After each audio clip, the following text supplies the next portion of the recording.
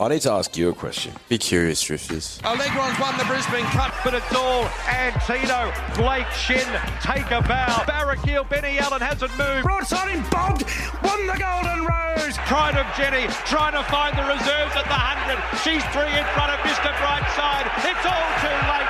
Pride of Jenny has run them into the night. Switzerland, the big winner by 2.5 Bellatrix Star. He's down, Jolly Star. She is a star in the making. Jolly Star bolts in. It's all Isthmus. She's very smart and fast. Mate, what a weekend day one was, with day two just on the doorstep. Apologies for this episode being a day later than usual, but your boy was getting hammered in his 9 to 5. But not hammered as in on the piss hammered.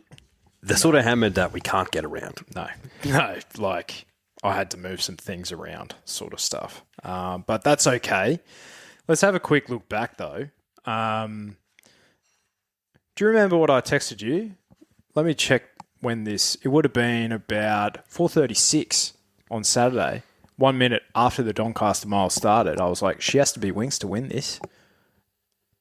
What do we got here with Sheeza? What do we got? Wow. Wowee. That was impressive. I was sitting next to G, my lovely wife, watching the Doncaster at the Norman B Hotel. Decent setup, by the way, Drifters. Haven't been there for a very long time. Weird setup. Like a weird text to get. Yeah. Like the Norman B. I'm like, wow. Yeah. I don't think I've been there since 2011. Yeah, I don't think I'd been there for at least 10 years. Yeah. Did you see like any leagueies there or what? No, I didn't actually. Yeah. Sorry, my mistake. Alfie was dancing on the tables after having too many vodka Red Bulls. Someone was pissing into their mouth in the bloke's toilets. I don't know who that was though. But yeah, I turned to G and said, she's going to have to be an absolute superstar to win this. Mm. And that was when your text came through. Mm. Sitting last or second last off a moderate tempo, comes widest on the turn, lane 14, 15. Mm-hmm. And from that, in about 200 metres, she was ahead of them. First time on rain-affected ground. First time on rain-affected ground as well. Her side's Japanese too. Or he raced in Ireland, so he was probably used to the soft decks, but Japanese. So Saxon. They usually don't like the wet. And, mate, her turn of foot, not only that, her acceleration to the line, it is a travesty that we will not see her in a Cox Plate come springtime. Yeah. And like all the, data nerds, rubbing themselves in the wash-up had every right to. Like they're saying this wasn't a rating that matched Winks when she won the Doncaster, but it may as well have. Like, it was very close, and everyone who's coming out saying, oh, but, the 49 kilos, bruh, yeah, yes, obviously. Like 4.5 lengths. Yeah, 4.5 lengths after where she was in the run. Where she was in the run, beating a 2-time Group 1 winner, a 3-time Group 1 winner into third, militarised, beating Gringotts, who's won a Group 1, beating Pericles, who's won a Group 1, beating Linebacker, who's won a Group 1. So the Wave for Age horses have run pretty much as well as they could have. Yeah. And she spanked them. Like, this was a good Doncaster field. It was. It was a great Doncaster. So to put into context, so she was given a 109 by Dan O'Sullivan for that run.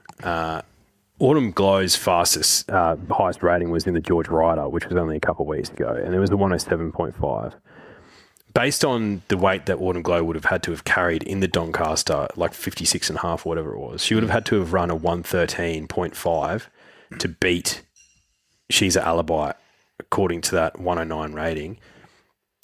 Winks, that's like Winks-like territory, and that's what Winks ran in her first Cox Plate win. So we're basically saying that Autumn Glow would have had to have improved to a level that is Winks-like. Is Winks-like in order to just beat Sheeza Alibi at the weights. So, like, what do we have here?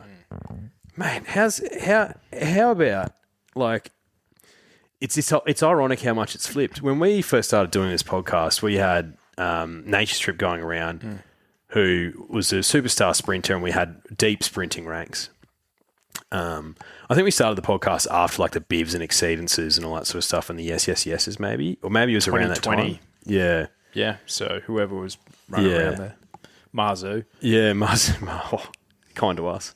But we haven't really had a lot of superstar talent in our weight for age ranks. We talked about it ad nauseum on this podcast. Like, fuck, our weight for age ranks are pretty thin. They're okay, but they're thin. You know, Dubai Honor comes out every autumn and spanks them.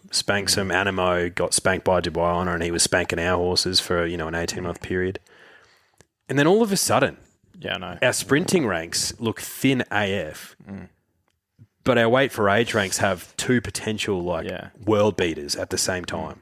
Writing was on the wall 2 years ago with our sprinting ranks, though. It was, yeah. Bella Nipotina winning an Everest she would have either been 7 or 8. 3 wide no cover. Yeah, it's like, ooh, that something's off here. Yeah. Like, where's the... And I think the ranks also have been robbed with Think About It going to miss as well. But also, he was being trained towards a Cox plate at one point, which... Not your finest work, Joe. Well, I'm reading down the list here. Doncaster results. Attica finished 13th, beating 10 lengths. What would have he have done? But your point's right. Absolutely right. I think our weight for age ranks are... This Queen Elizabeth is an elite Queen Elizabeth. It's fantastic. Yeah. Because the horses like Very Elegant and Animo, since we've started this, have kind of like made us okay from a weight for age ranks. It's like people turn on the Queen Elizabeth for that, right? Or a Cox plate. But if there's an international coming here, you're absolutely right. You basically just want to take them every single time. I wouldn't be surprised if internationals are kind of looking at the ranks now. It's like, whew, you're going to have to be bloody good to beat them. Yeah.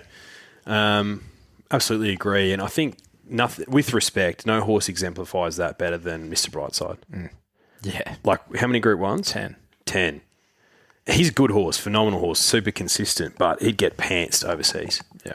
Absolutely pantsed with respect. Well, he did. Well, he did, yeah. He did. But yeah, you're right about the international horses looking at Autumn Glow and Sheeza. I saw a bit of chatter around the Golden Eagle being one of the world's best form lines and, you know, it justifying its place on the calendar. We hate that race, by the way, Drifters, if you didn't know already.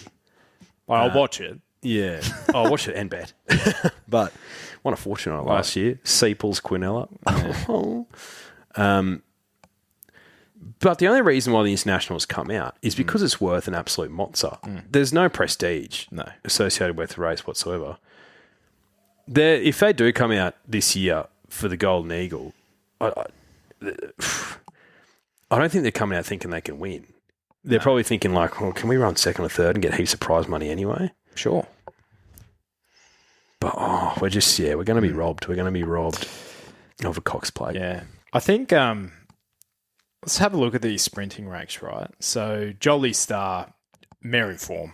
Like, what is she now? Is she 5 or 6? 5. Yeah. So, to your theory, 5-year-old mares, she's just matured into a really consistent She's mare. ready matured. Yeah. Probably tick that wet track box on the weekend as well. And looking at her prep, she's just been super. I think this is probably the most they've spread out her runs as well. Yeah, I think Chris Waller's finally figured her out. Yeah. Yeah. I agree. 3-run prep, 3 or 4 weeks between each run. Yeah. Done. And so she probably, after the autumn, probably deserves to be right near the top, right? Yep. You can absolutely forgive Tentaris. Nothing went right for him. Inside barrier, didn't handle the ground. Giga Kick was good. I think the 1,400 metres in the all-aged is going to be looking pretty good for him. Don't know where Jimmy's at. Just don't think he's come up this prep. No, maybe he had a virus leading in or something, but he just hasn't come up.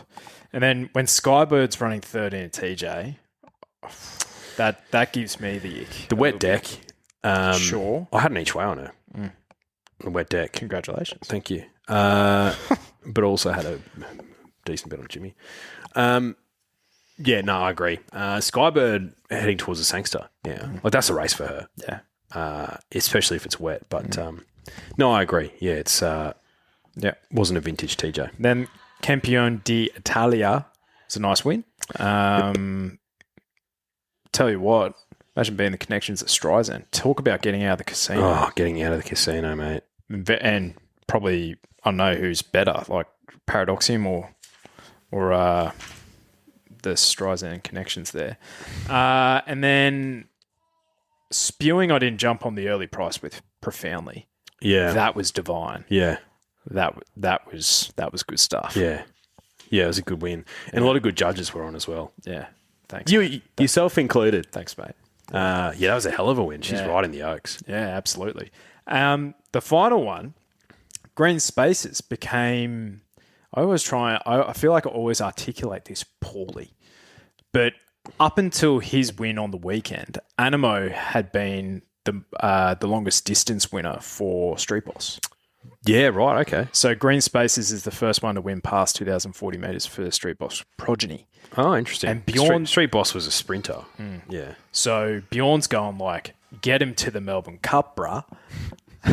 So he's a good stayer, though. He was fantastic. Yeah, he was good. Yeah. He was good. Like, definitely not a vintage derby, but how often do we have a vintage derby? Like, who's the best winner of the derby? Totsu.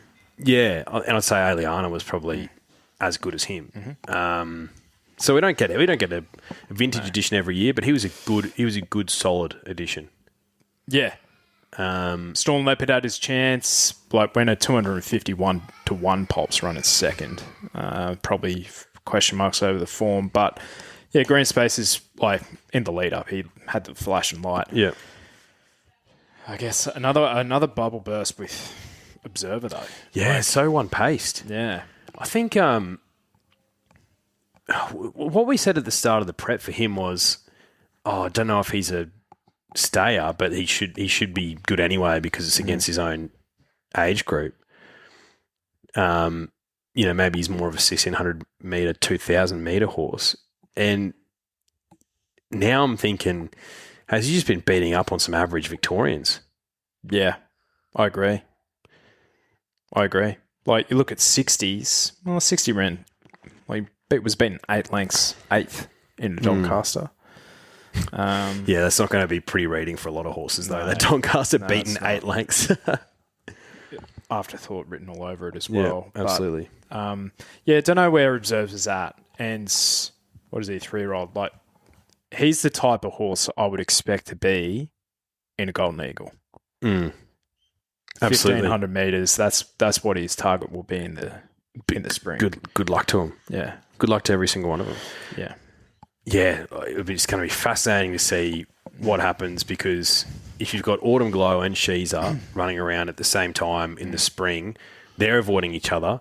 Therefore, what's every other connection going to do? It's like, well, we have to either race against her or her, so we're fucked either way. We are fucked either way. Let's just try to get over a staying distance this time. Aliana, fuck. How's that? Aliana and Sir Delius.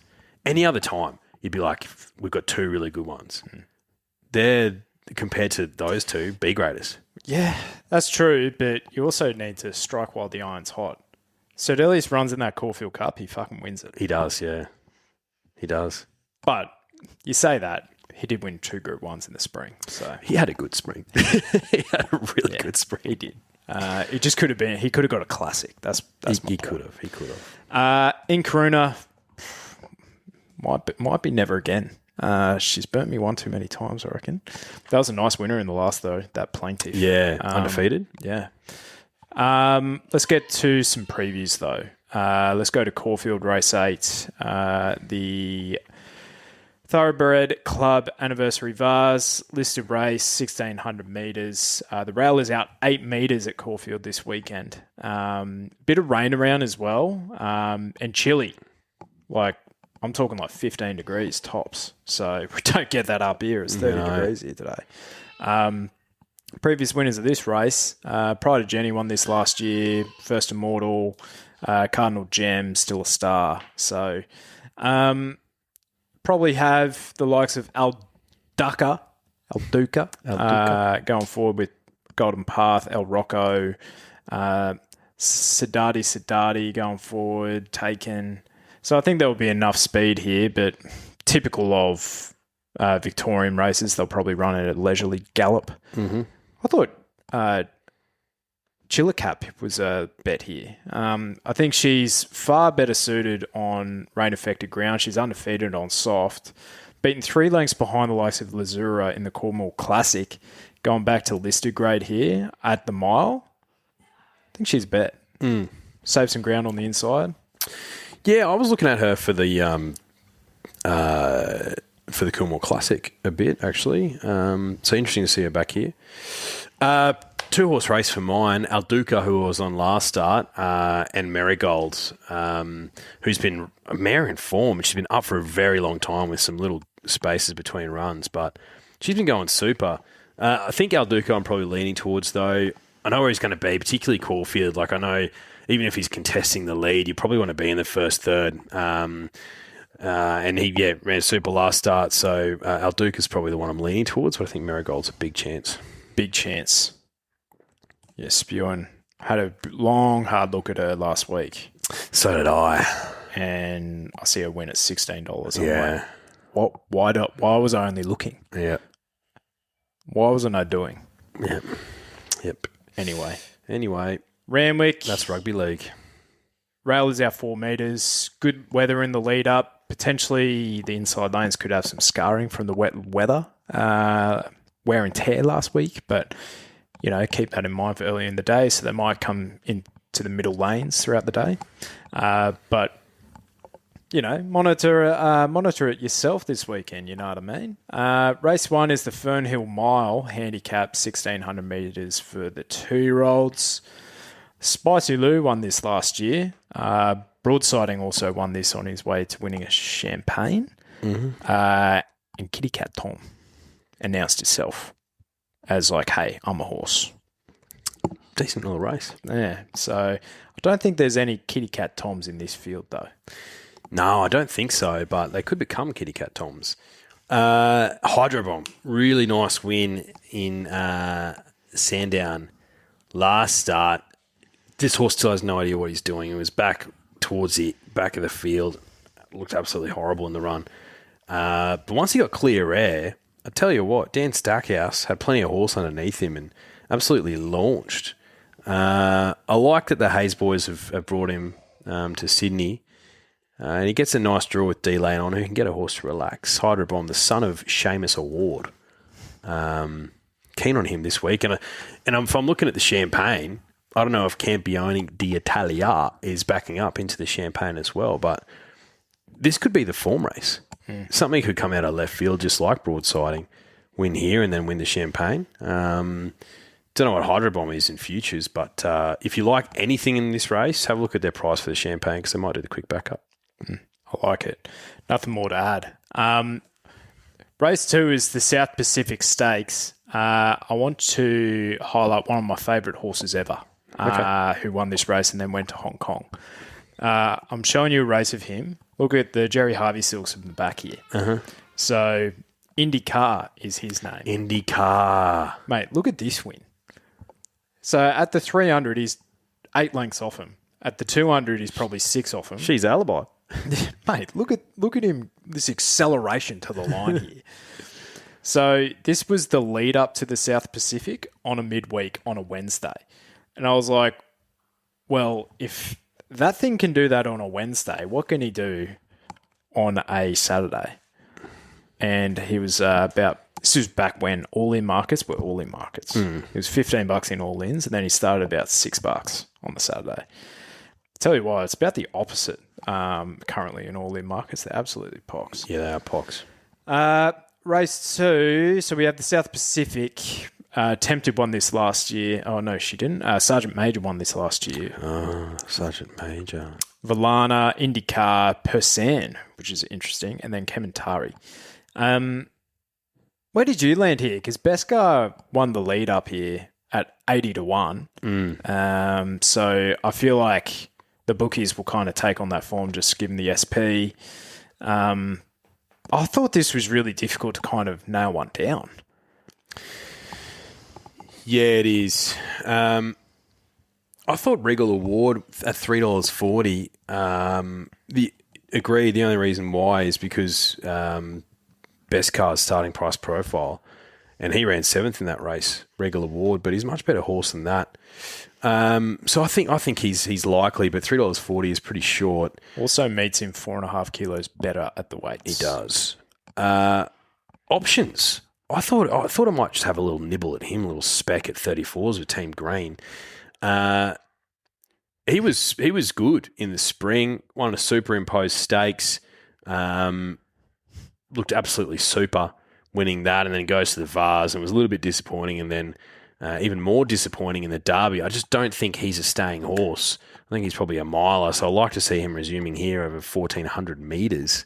Gets a dross draw and has Karen on, also dross, but with 53 kilos and at that price, might have a spec. Yeah. Yeah, I found this really difficult. If I had to give one, it'd be Regal Award or this number 15, Siragusa, who's come from Muswellbrook form, knocking over horses in benchmark 58s by 3 lengths, carrying 61 kilos, carries 53 here with Craig on.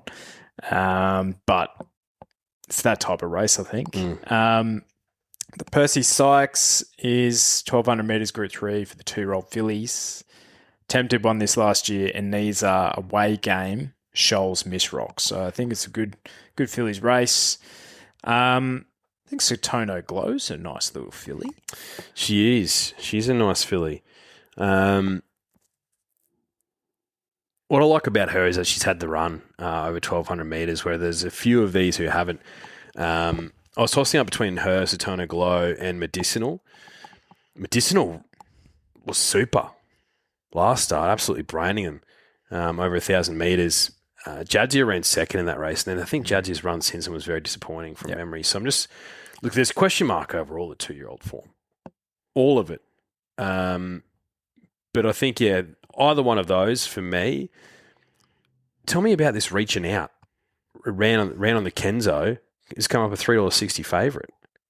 Stable, beaten 4 lengths. Yeah, that's all I can give you. Yeah, right. These 2-year-olds, I think people are probably looking for form that's left of field, but maybe just the entire crop shit. Could be.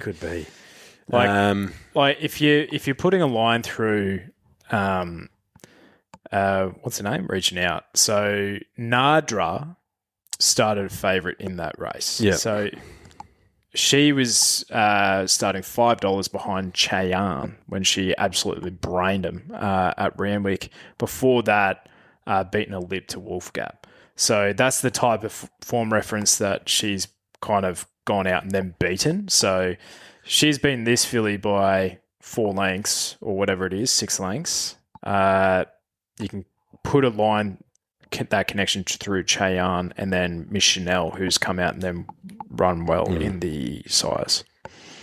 So if you look really deep. Let's have a little look under the hoodsy. So, but yeah, I don't know. Sotono Glow for me. Unbeaten filly. Why not? Yeah. So, do you do the Midway Championships final? This isn't my wheelhouse. Well, I said, what was the thing that I said last week that Purton was on? Chidiac. Yeah. Out the side of my mouth. Yeah. It's like Chidiac. Chidiac will win that. So for this one, I'll give you one at value. Okay. 1 by 3 sort of stuff. Number 10, Oakfield Jupiter. Been a big fan of this mare. Won for us before. I reckon grand final day. Yeah. There or thereabouts, maybe. But yeah, barrier 2, she has the form around like far better horses. Like the best horses always run well in this race because it's pretty much, it's not set weights, but it pretty much should be. She gets a bit of weight relief from the likes of Buffalo and Lord of Biscay.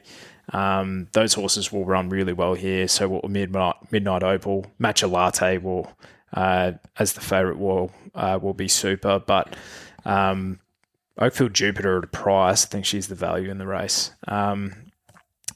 The Oaks, race 5, 2,400 metres for the 3-year-old fillies. Treasure the Moment won this last year. Autumn Angel, Hungry Heart, Colette, Very Elegant, Unforgotten. I reckon she was the one I was trying to think of the other week. Yeah, I think so. Profoundly, super in the lead up. If she handles the backup, surely she's going to be awfully hard to beat. Doesn't have as good a draw here though. Going from 10 of 12. And I wouldn't have thought Farnan is a staying sire of note. That's bizarre. But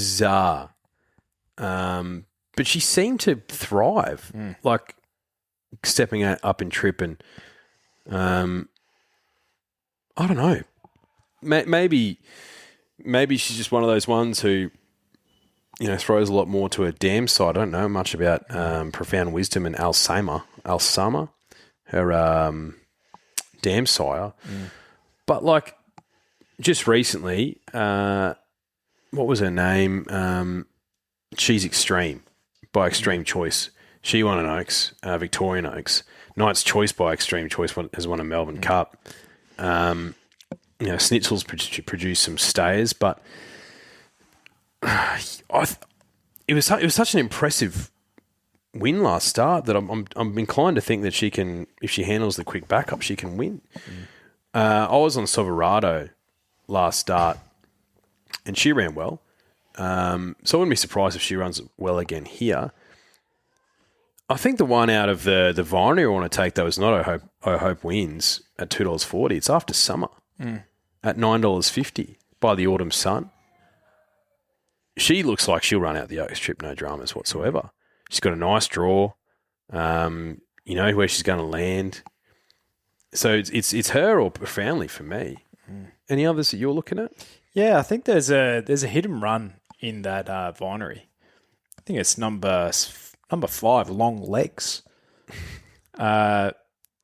Typically, I've been following her in and out of a prep, and she was 4th behind Profoundly there, where Profoundly had the flashing light at Kembla. She's better suited when she's out dominating the field. I think she has a bit of ticker behind her. Now, she's out Russian Revolution, which is not a staying sire of note either. But at the $21, I think I'm more inclined to go her way. Just a bit of a spec to go, hey, I don't know if any of these really stay that well. I hope they win, sure.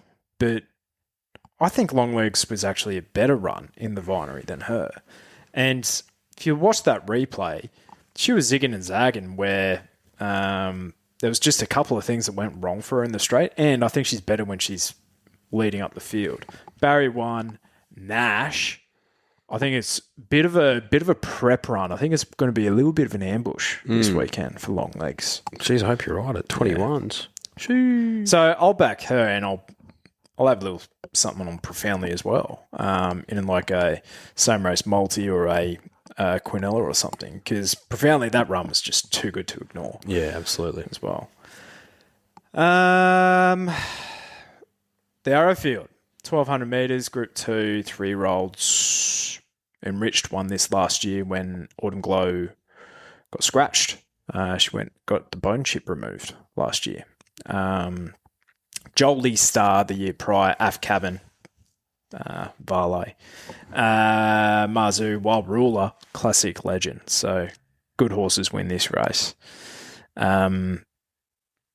Tempted? Just put in, put out? Yeah. Yes, I think so. Bayvark, I think he's a 1,400 metre horse. Devil Knight ran super last start, but that was his first good run. To be fair, he's been pretty good this prep, but no thanks. Grafted Burners, yuck. I think he's the main danger. You can have the rest. Tempted gets the perfect setup. I know she's drawn pretty wide, but there's so much pace in this race. I think Chad Schofield can just find a spot in the back half of the field, swing around and just go bang. I'm Chad. Yeah, I think she would have gone mighty close in the TJ. Yes, mate. Yeah. So she'll take care of these. Yeah, I think so. Yeah. Mahuna? You know. I don't like that Galaxy. Mate, in flight, who I was giving, I saw her. I think she's running the last. And in her lead up, she was beaten 0.8 and she finished like 9th. Like, talk about a blanket finish. And as a handicap over the 1100, I get it. Trust me, I get it. But like, tell you what, Briasa didn't run well last week. No. So he hasn't franked the form at all. No. Mahuna has been good this prep though. I think she's been... Yeah, she's been good. Bit underrated. She has been good. So... But she's not going close in a TJ. No, I think Tempted is. So that's a good case you make. So yeah, Tempted for me. Nice of them to put the Sydney Cup as the first leg of the quaddy. Fuck me. Good luck, punters. It's a bit like that, isn't it? Arapaho won this last year. Circle of Fire, Explosive Jack, my guy. Salino, your guy. And who shot the barman? You'll remember I was on at 26 to 1. Good stuff. Speed here. I think there'll be enough. You have the likes of Changing the Guard, River of Stars, Lit Steel, Campbellino, Duakibo just behind, and maybe even the likes of Machine Gun Gracie going forward here. Mr.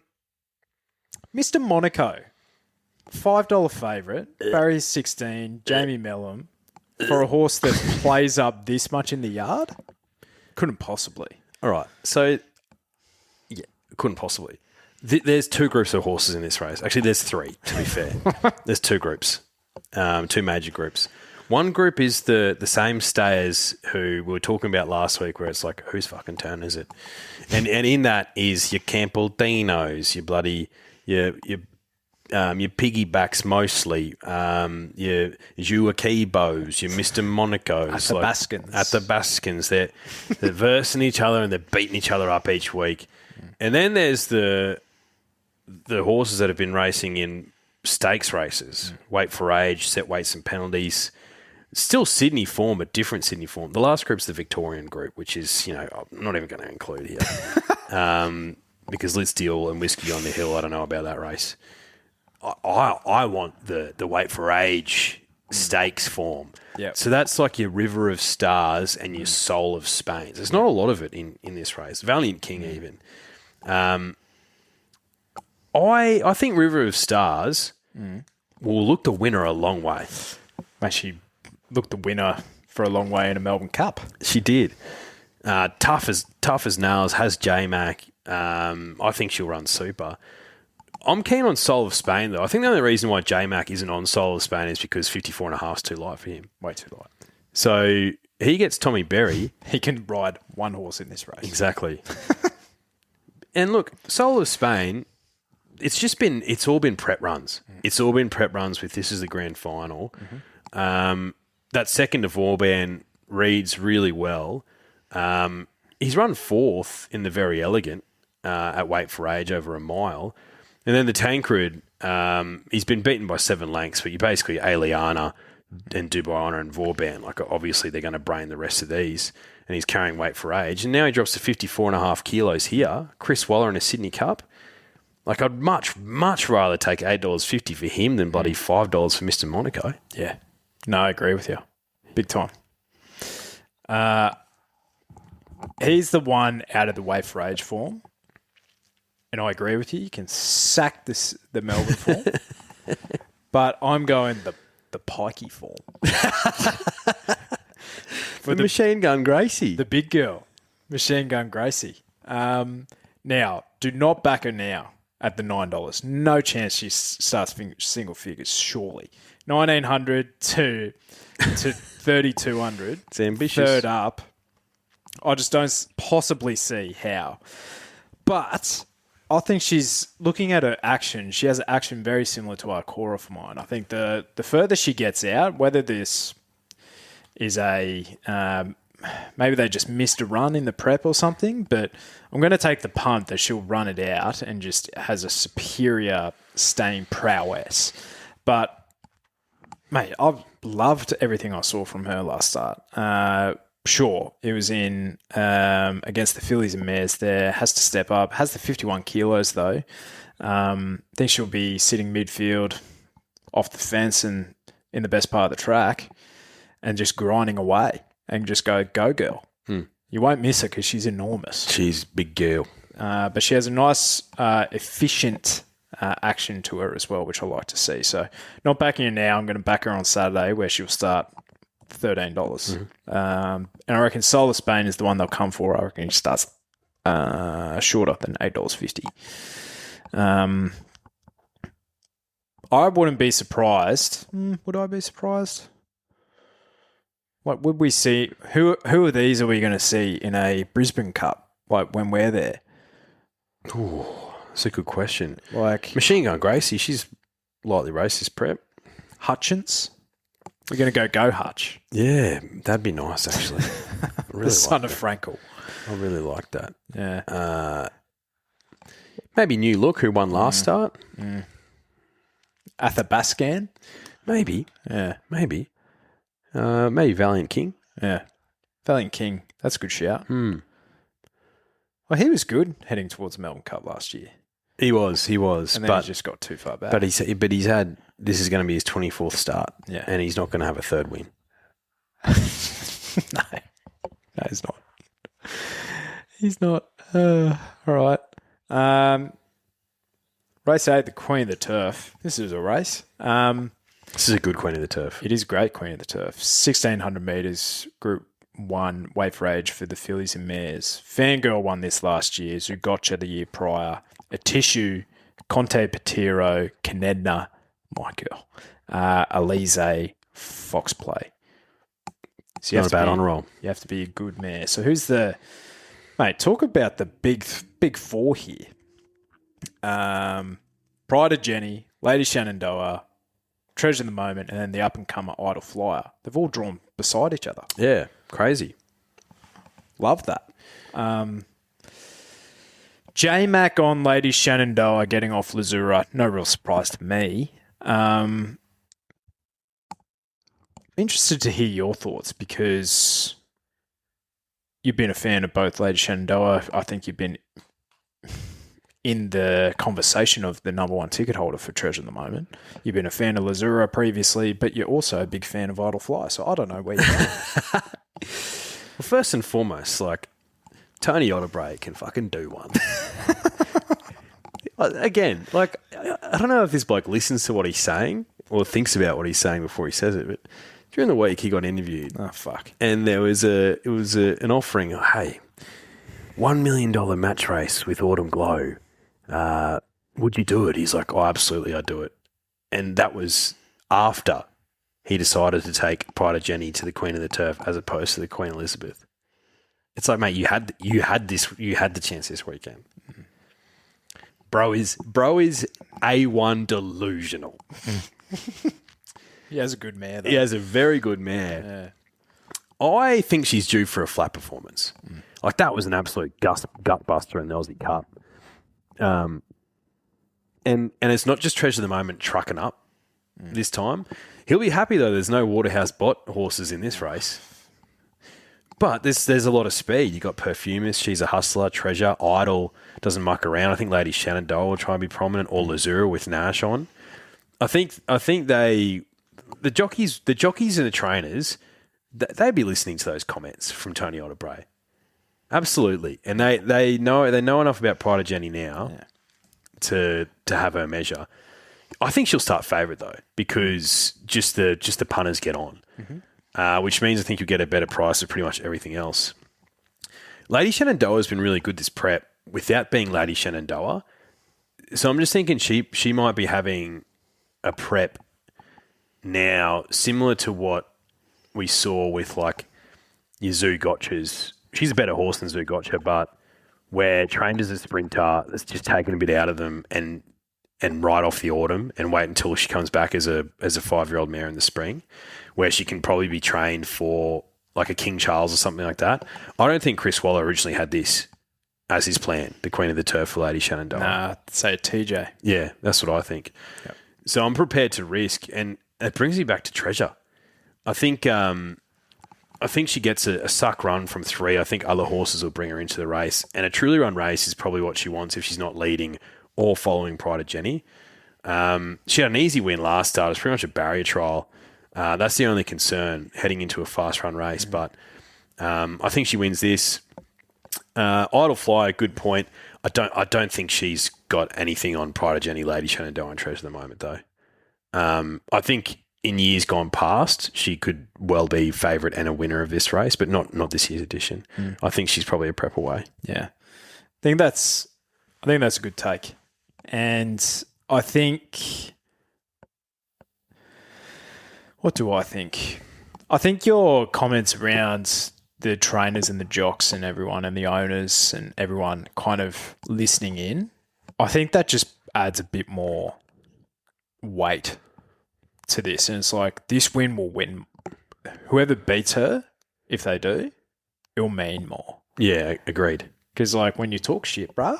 Yeah, yeah. The fall from grace is big. And the thing is like, he has a bloody good horse who's going to give him all a sight. Has Treasure at the moment beaten Pride Jenny home in a race, though? I don't think so. So you reckon this is the perfect setup for her to do that? I think it is now, yeah, because the other time she's raced against her has been, I think, Moonee Valley, where it's been a small field. Pride of Jenny's downfall is when horses are tagging her. All-Star Mile, perfect example. Declan Bates has to win this race, he has to be like 8 or 9 lengths in front after 600 metres. And I'm just not sure whether he's going to do that again or the other horses will let him. Because I think this is a big enough field with enough sort of mid horses who are going to just try and take up the running. You know what I mean? Yeah. I know what you mean. I don't know. I'm a little bit tempted with Idle Flyer at the price, but maybe she's a prep away as well. She was a really good winner last start. Yeah, really good win. I just question, Blinded by the Light and Firestorm running second and third compared to a race like this, but she wouldn't shock me. I'd want closer to $10 for her. Yeah, which you might get if Pride of Jenny gets jammed. Yeah, I think I prefer her at the mile than say Lazura for me. I agree with that. I don't necessarily think that Lazura. She surprised me last start. Yeah, because J-Mac was on, mate. He's so good. He is great. So I don't know. I think it's the top 4 in the market are going to finish in the top 4. I think the market's absolutely nailed it. So found it really difficult. The Queen Elizabeth, race 9, 2,000 metres, Group 1, Way for Age, Via, Pride of Jenny, Dubai Honour, Think It Over, and Adabe, 2-time. Linda Mann goes forward with likes of Light Infantryman, Sir Delius, Autumn Glow, and then the rest of them. Probably Dubai Honour's probably up there as well. Do they beat her? $1.40? No, they don't. First time, 2,000 metres? No question. I don't think that's an issue at all.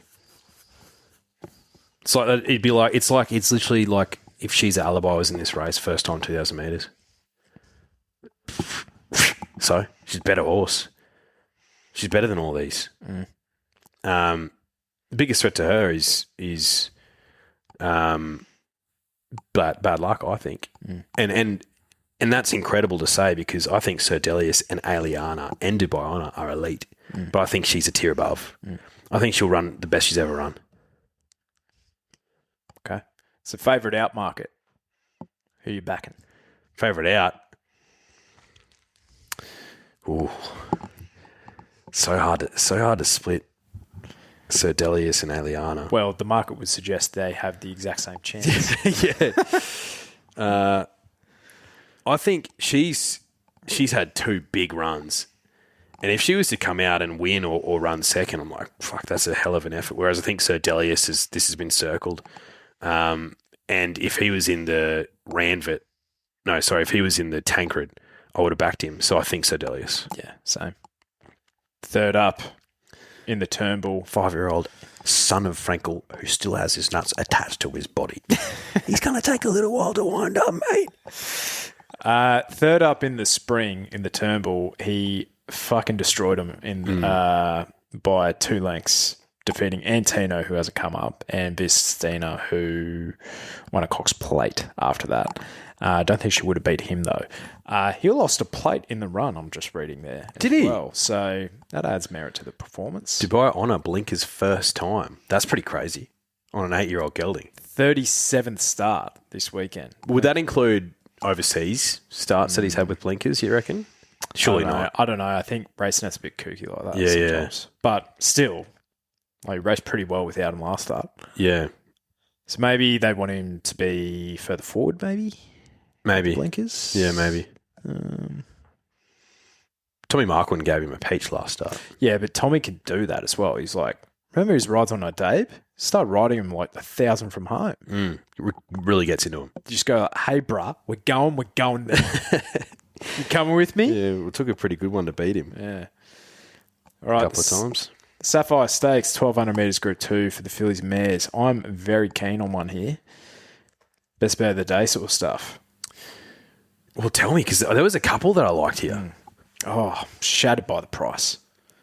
Have you seen it for the first time? Well, too short for you. No, I was looking yesterday and it was $4.80. So the support has me up and about. That is number 6, Flying for Fun. Form around the boys, Malcoupe, King's Secret. Does have to tick this 1,200 metre box, but gee, I think whenever this mare gets on top of the ground, she's different gravy. Really, really like what I see around her. Has good form around some decent horses, this horse. Like, I'm a big fan of Enriched. I think she ran, where was it? She ran second to Enriched somewhere in her form. I can't find it now. But, yeah, Flying for Fun. I think she's a good bet. I was tossing up between her and Gangster Granny, the two in the market. She's the one I am terrified of. Just only runs well, has J-Mac, drops from 59 to 56.5. Spooky gate, but again, has J-Mac. If he can get the 1-1 like he usually does, she'll be incredibly hard to beat. But, yeah, Flying for Fun is the massive danger. And I thought Catch the Glory at $8 was probably a little bit of value. Absolutely. For Josh Bell. Yeah. But last time she raced on a good track, she was beaten 7 lengths to Autumn Glow. There you go. So she wants a wet deck. Well, does she? Maybe. It's just one of those weird things when you look through her profile. It's like she's just found 1, 2, 3, 4, 5, 6, 7 wet tracks in a row. But going from soft 5s right up to heavies. So we'll have a good fall this weekend, won't we? I think, yeah, it should be. It's just, it is quite hot in Sydney during the week. I think it's like up to 30 degrees in the lead up. So, but mate, they'll water it, mate. They'll water it. So yeah, I think they're the 3. Like, they're the 3 you're taking the quad. Yeah, absolutely. Great. Can't wait. What's the 2-leg attempted into Autumn Glow paying? Because I know everyone's on, and I want to join in the fun.